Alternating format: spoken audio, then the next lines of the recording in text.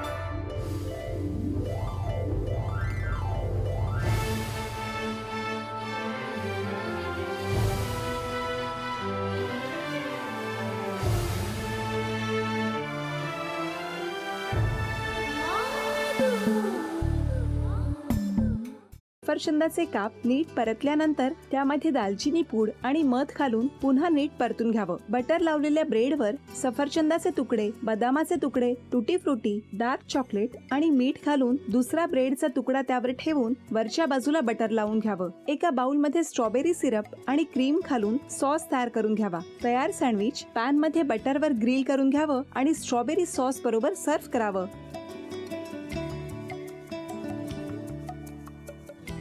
हे जेव्हा बोलत होते तेव्हा मी बघत होतो की या दोघांनी स्वतःचा संसार उभा केलाच, पण स्वतःच्या संसाराबरोबर अनेकांच्या आयुष्यात आनंद निर्माण केला.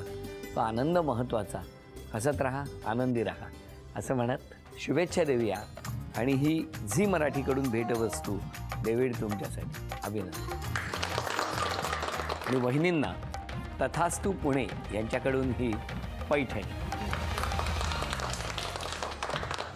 अभिनंदन.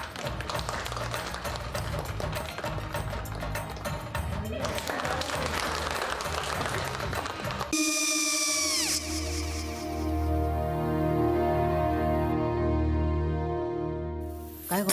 हा काय झालं?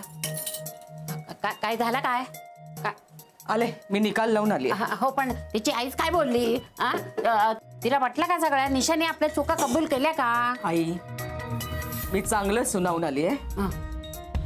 त्या तिची बाजू घेत होत्या, पण मी लक्ष दिलं नाहीये. खूप झालं आता. चांगुलपणा खूप झाला. मऊ दिसलं ना की कोपऱ्याने खणतात ना माणसं, ते असं. अहो, पण आईच म्हणली काय तिची? पटला काय तिका? मला माहिती. आई, मी तुम्हाला नंतर फोन करते. हो.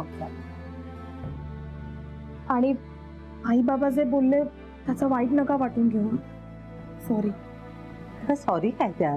नेहा आले. आई, मी येते. होय काकू येते.